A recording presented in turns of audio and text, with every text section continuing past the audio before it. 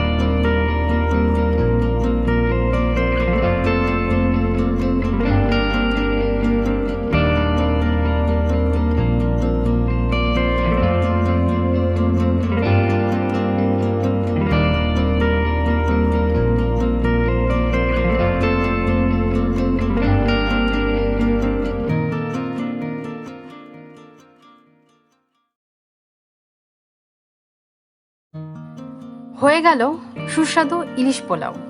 আমের আচার বা চাটনির সাথে পরিবেশন করুন এই ইলিশ পোলাওটা। রেসিপিটা কেমন লাগলো তা কমেন্টে জানাবেন এবং কোনো প্রশ্ন থাকলে তাও জানাবেন। নতুন রেসিপি পেতে চাইলে আমার চ্যানেলটি অবশ্যই সাবস্ক্রাইব করবেন। তো দেখা হবে ইনশাআল্লাহ নতুন কোনো রেসিপি নিয়ে। সেই পর্যন্ত আল্লাহ হাফেজ।